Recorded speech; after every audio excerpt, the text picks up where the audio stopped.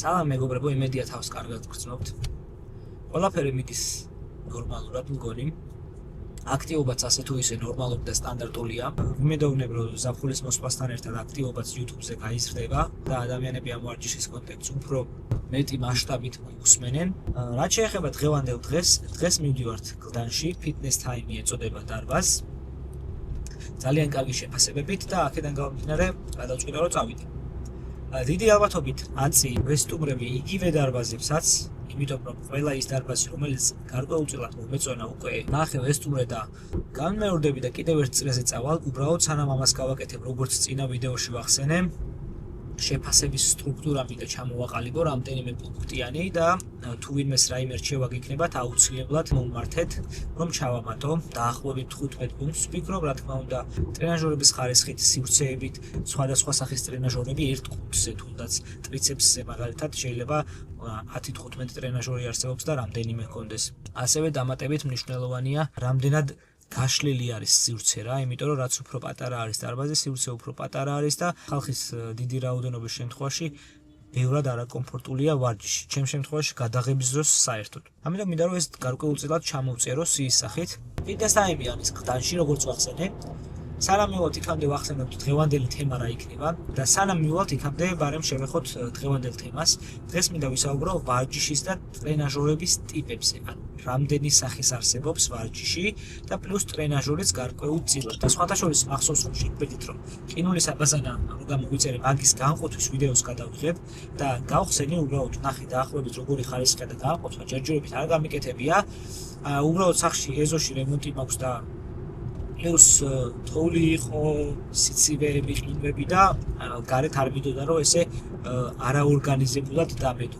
დიდი ალბათობით ერთ კვირაში ეზოს რემონტიც მორჩება და შემდგომ ოფიციალურად განყოფის ვიდეოს გადავიღებ და განახებ, პლუს ლინკსაც ჩაგიგდებთ. სხვათა შორის ძალიან კარგ ფასად გამოვიწერე. მაგასაც გეტყვით თავისი პრიორიტეტებით რა აქვს პლუსი ყინულის აბაზანას და ცივ ჟღაპს. აუცილებლად გამოიწერეთ არხი, დაალაიქეთ ვიდეო, დამიწერეთ კომენტარი რა მოგწონთ, რა არ მოგწონთ, რას შეცვლიდით, რას დაამატებდით და თუ რაიმე იდეები გაქვთ, რა თქმა უნდა, მუდმივად ღია ვარ იდეებისთვის. აბა დავეშვით. კაც მაღალზეა სიმღერა, ბლიად.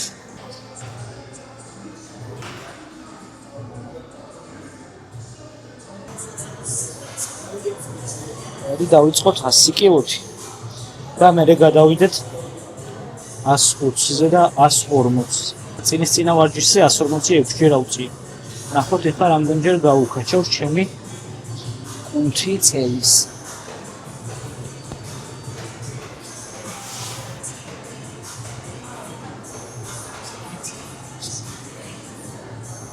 ეს 12. მოდი გავაკეთოთ 120 კილო და გადავიდეთ ხელებზე რა. არ მინდა ეს წიაგაზე დიდი დროის დახარჯვა.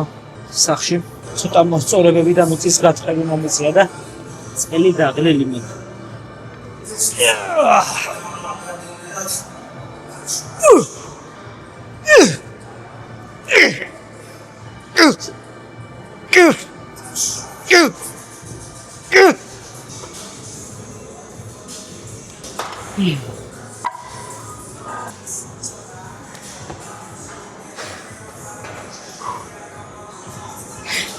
ეკა ამ ერთსაც აუწევ და ეგარი.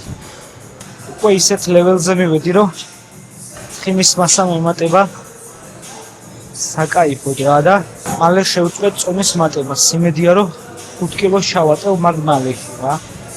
ისეთი რაოდენობით არ მინდა ცხიმი დავაგროვო, რომ მერე ხელი ზაფხული დავიყენო.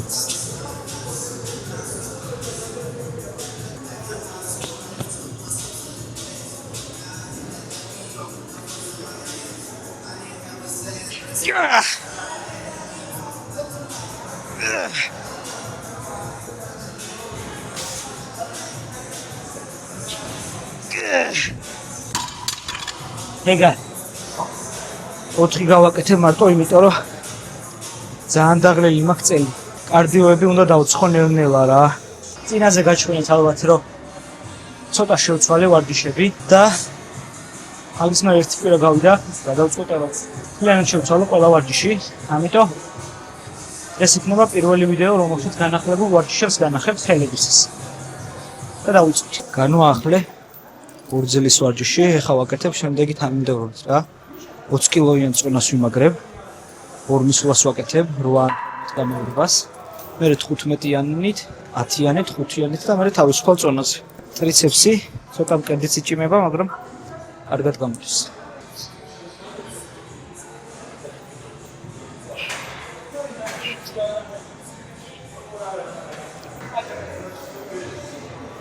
მეორე მისვლა.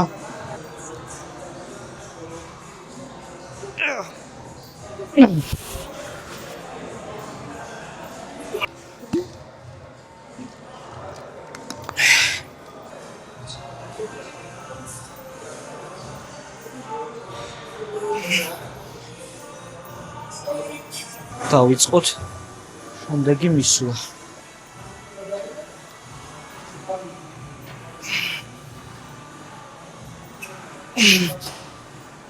გადავედით 10 კილოზე, მაგრამ ტრიცეპსი უკვე დამეღავა.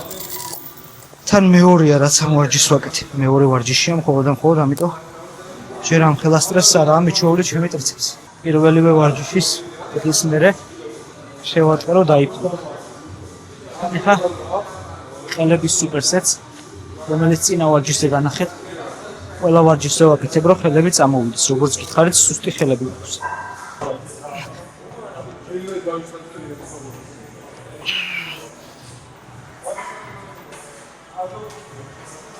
უფრო და უფრო მიმართულება გაკეთებ, თუმცა თუნდაც იღლება.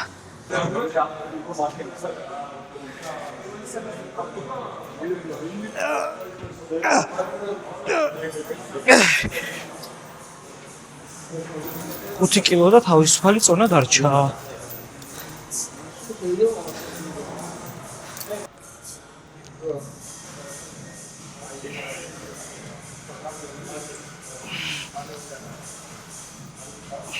მე დაიცოდეთ მწონების მერე თავისუფალი წონით გაკეთება რა მარტივია.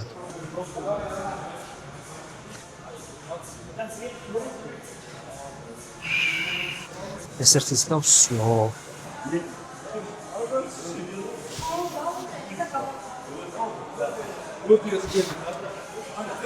რადგან იქით ბევრი ხალხია და კამერას ვერ დგავ, არტი ვარჯიში რა.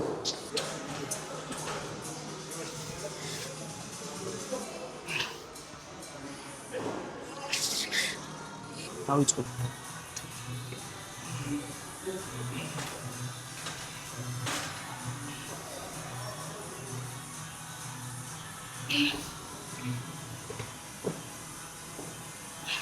ერთიც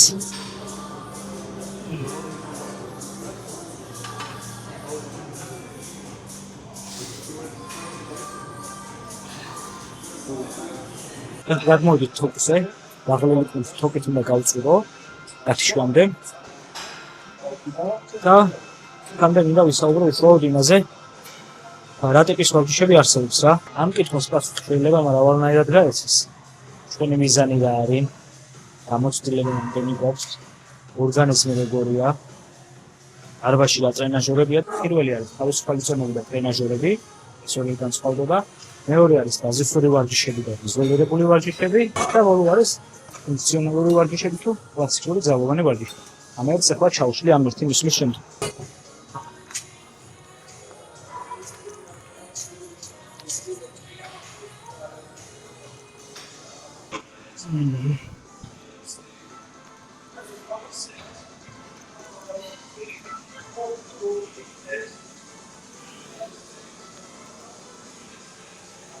პირველ რიგში თავისუფალი წონები თვითონ გვეუბნება, რომ უფრო მეტად ბუნებრივი მოძრაობებია, თავისუფალია წონა და ისევ აკეთებთ ვარჯიშს, ისეთ როგორც ჩვენს ორგანიზმს ეკონტროლება, როდესაც უნდა ვიგრძნობთ.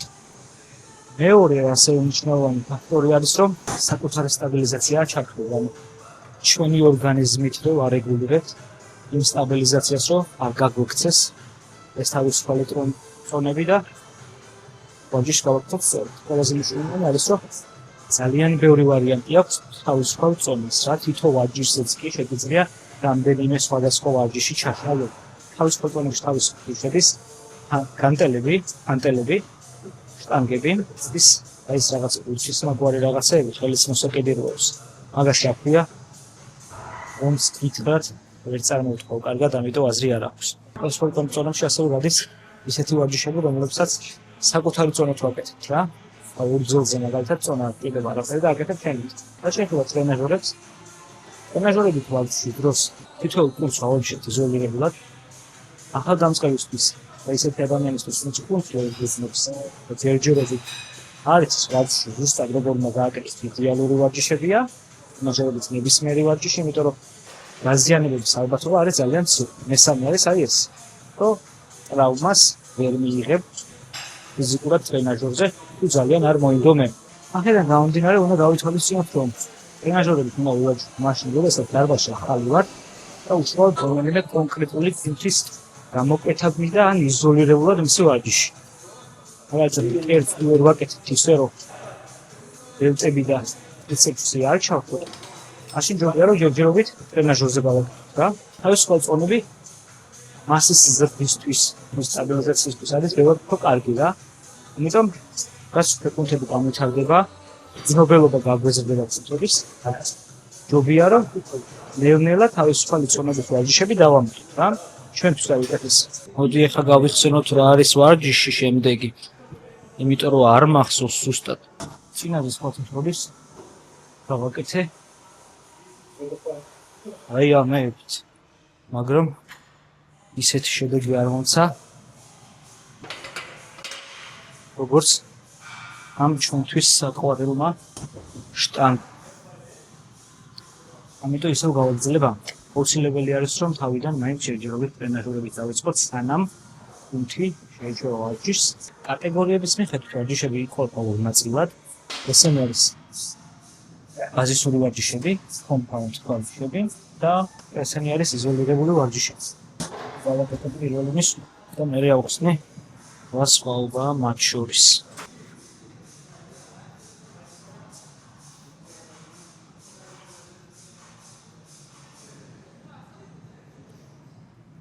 საბაზისო ვარჯიშები არის ის ვარჯიშები, რომლის დროსაც რამდენიმე კუნთია ვარჯიშის დროს ჩართული.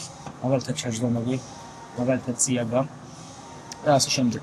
იზოლირებული კიდე არის ისეთი ვარჯიშები, რომლის დროსაც ერთი კუნთის გარდა სხვა ყველა იზოლირებული, ანუ ეს ერთი კუნთი არის უშუალოდ გამოყოფილი. ტრენაჟორების დროს უმეტესწილად იზოლირებული ვარჯიშები გვაქვს. თუმცა მანდაც არის ისეთი ტრენაჟორები, რომელსაც რამდენიმე კუნთს ერთიანად ავარჯიშებს. საბაზისო ვარჯიშებს საბაზისო იმიტომ ეწოდება, რომ ყოველდღიურ მოძრაობას მეორებს პირდაპირ მიცნობა. აქედან გამომდინარე, ბევრად უფრო ბუნებრივია ორგანიზმისთვის. პლუს მნიშვნელოვანი არის ის საბაზისო ვარჯიშებში, რომ მეტაბოლიზმს ეჩქარებს და კუნთის ძალას და მასას ზრდის პირდაპირ მნიშვნელობით.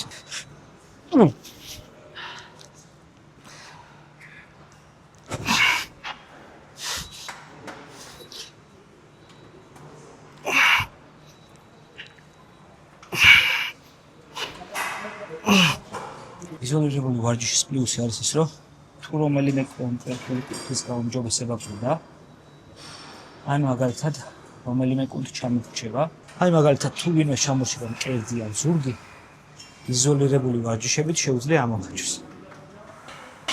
და ბოლოს იზოლირებული ვარჯიშები არის კარგი, როგორც იმაზე ვახსენე, იმ დროს, როცა ბაზისურ ვარჯიშებს მორჩებით და უშუალოდ დავასრულოთ კუნთი ბოლომდე გავთიშოთ რა. გამოვკვეთოთ როგორც რამდენიმე ვარჯიშის წინ ვახსენე რა. მახსოვს პირველი არა და მეორე ვიდეო იყო, თქვი რომ ესეთი ვარჯიშები უშუალოდ გამოკვეთს კუნთს რა, ზუსტად ფორმებში და ასე შემდეგ. ამიტომ არის მნიშვნელოვანი რომ ეგეთი ვარჯიშებიც ვაკეთოთ. ერთი მისვლაც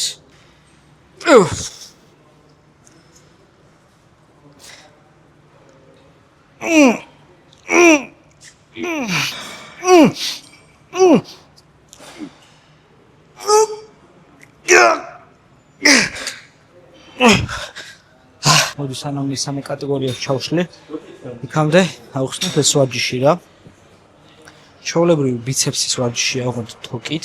უბრალოდ მე ცოტა წინ წევ ხელს, კუნთის ცენტრალური ნაწილი ყველაზე კარგად დაიჩინოს. კარგი არის, იმიტომ რომ ეს წონა როგორ მდგომარეობაშიც არ უნდა იყო კუნთი რომ ჩაკეტო, მუდმივად გაწვება რა უკან. და ბევრად უფრო მეტი დატვირთვას იღებს კუნთი. ზოგადად თოკზე ვარჯიშები ძალიან მიყვარს, იმიტომ რომ არასდროს არ ჩერდება დატვირთვა, იმიტომ რომ გამოწევ თუ არა უკვე წონა აწვება და მუდმივად დაჭიმულია კუნთი რა. რაც იმის საშუალებას არ გაძლევს, რომ კუნთი მოასვენო. და მოძრაობაში უფრო მეტი მოდის. ამას ვაკეთებ ჩვეულებრივად ცალ-ცალი ხელით. სამ გამეორებას, პირველ ორ გამეორებას 15-ს ან 12-ს გააჩნია კუნთი როგორ წამოყვება და მესამეს უკვე კუნთის გათიშვამდე. მედი დავიწყოთ ახლა და გავაკეთოთ.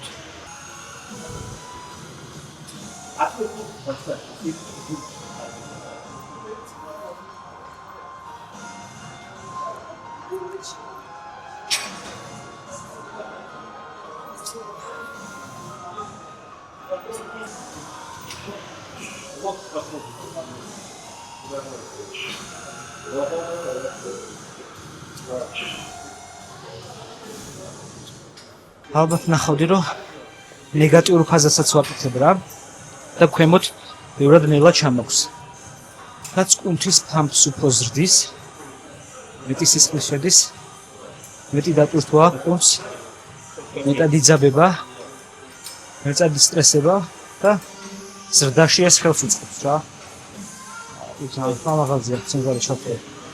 მესამე კატეგორია, რომელზეც მინდოდა მესაუბრა და დიდად არ ჩავშლი, არის ფუნქციონალური ვარჯიშები.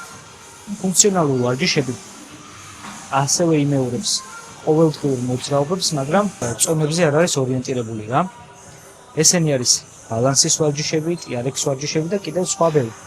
ამ ვარჯიშებს აკეთებენ ის სპორტსმენები, რომლებიც ტრავმიდან ცდილობენ სწრაფად გამოსვლას და ასევე ძალიან კარგია მოქნილებისთვის რა. რა წონაზეც არ უნდა იყო, ფუნქციონალური ვარჯიშები გეხმარება რომ უფრო მოქნილი იყო რა. და სპორტსმენებისთვის რა თქმა უნდა ჩემი აზრით აუცილებელიც კი არის. ამ მხრივ სულ ეს იყო. მოკლედ როგორც ჩავშალოთ რა, ტიპი იყო 2. ესენი არის თავისუფალი წონები, ტრენაჟერები. კატეგორია არის 3. ბაზისური ვარჯიშები, იზოლირებული ვარჯიშები და ფუნქციონალური ვარჯიშები.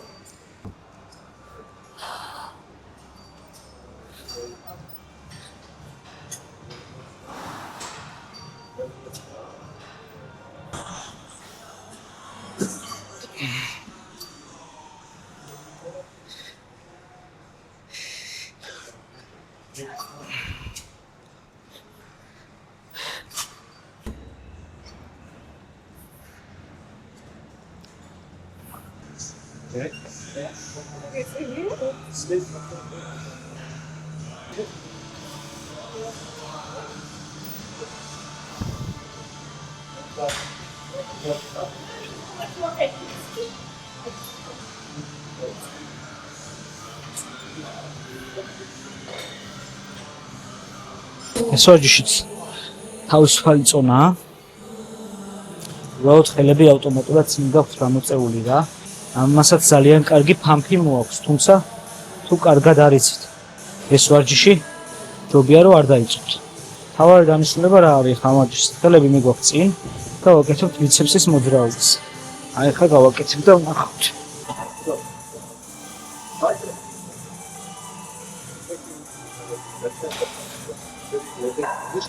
კარგი იყო სავით, მაგრამ დიდად ფამფი ვერ ვიგზენ. რახანი მან ფამფი ვერ წამოიღო, წონა გავზარდე. ნახოთ აბა რას ვიზებთ.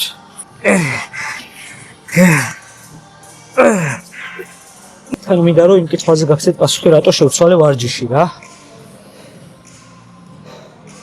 ზოგადად 2-3 თვეში ერთხელ ვარჯიში ცვლა არის ძალიან კარგი, იმიტომ რომ ამ პერიოდში კუნთი ეჩვევა იმ ვარჯიშს, იმ სტრესს და ზრდა შედარებით მცირდება რა. უფრო შეფერხებულად მიდის. ამიტომ ცოტა ცვლილება ხელს უწყობს კუნთის ზრდასაც და უფრო განვითარებასაც რა. ზოგადად სამთოში ერთხელ ვწვევ ვარჯიშებს.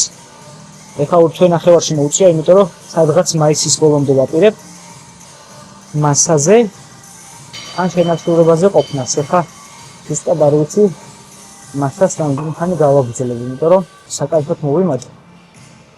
5 კილოგა დამრჩა. 80 კილო.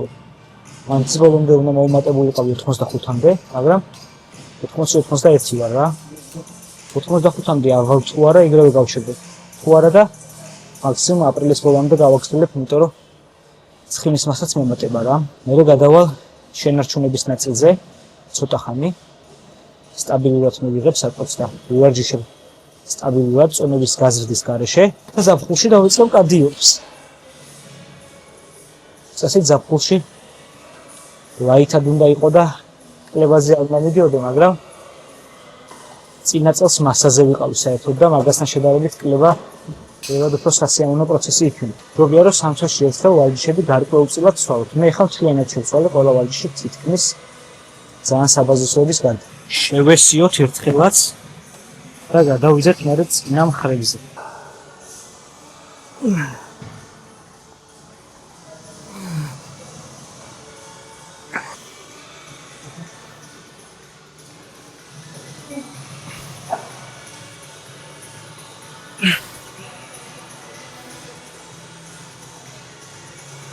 დღეს თითებით ვერ გავშლი, როგორც გითხარით სახში. მუშაობა მომეწია ლაფათქზე, ამიტომ ხელები ცოტა დაბრედილი მაქვს.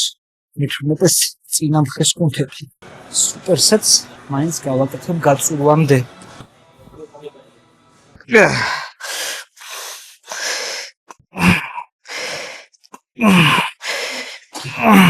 ძალიან მკვდარია კუნთები. 12 გამეორებას ვაკეთებ, როცა 115-ის ნაკლებს არ ვაკეთებ. რადგან კუნთები ძალიან მკვდარი მაქვს, ორი გამეორება გავაკეთე ამ სუპერსეტზე. მესამეს ხოლმე მხოლოდ ერთს გავაკეთებ და განტელებს არ დავახმარ და დავუშვებით მერე პრესებს. ეს ძალიან გამეწელა ვარჯიში. მალე უნდა მოვწესო სახში რომ ჩამოხორე. დიდი ხანია ბოლო ჭამის მერე გასული. მერე რომ მანქანიდან არ ჩავამატო ვიდეოში ეს ნაწილი, აქვე ვიტყვი რა რომ დარბაზი ძალიან მომეწონა. დიდი სიუცია. ორშაბათობა და ასაკობილი. მეორე საფუძვი სპარინგი არის და კარდიოსინცე, პირველ საფუძვზე ტრენაჟერებია რა, თან საკმარისად დიდი სიუცია რა. ესეთი ყურადღებიანი ტრენერები სხვა დარბაზში ხანდეში ყოფილვარ და სხვა დროს რო თავი დავანებოთ ჩაწერის მერე რაც ყოფილვარ დარბაზებში არც ერთგან არ ყოფილვან. ყველასთან მიდიოდნენ, ჩემთანაც ცხოვრობდნენ. ეხლა დამისვა იმ ბიჭმა ტრენერის დანიშნულება დგომა არ არის მარტო რა. უკეთ ხელობის უნდა გაცინო, ხარ მინდა რომ თუდაც მეიყო, მაგრამ ზოგიერთი ძალიან ცუდად აკეთებს ხოლმე ვარჯიშებს და მე ხო ესე არ მივა ფორმის გარეშე. მე ყველა ძალიან სხვანაირად იღებს ხოლმე რა. სისუფთავი ძალიან მაგარი არის, დიალოგად არის დასუფთავებული ყველაფერი და ტრენაჟერები ძალიან კარგად არის რა. ყველა ვარჯიშის ტრენაჟერი. და კიდე მომეწონა რომ ანტელების სივრცე ზოგადად ერთ გაყოლებაზეა ყველგან რა. აქ ორი ნაწილად არის გაყოფილი. ცალკე არის ზოგადად დიდი სივრცე განტელების და ცალკე არის კიდე 15 კილომდელი განტელების სივრცე, რომელიც გემრიელ შეგვიძლია აკეთო რა. აი აგერ განსავლეს. რა მომეწონა ეს გაყოფილი რა. თუ ახლოს ცხოვრობთ ამ დარბაზთან, ირჩევთ რომ ამ დარბაზში მოხვიდეთ. და ივარჯიშოთ.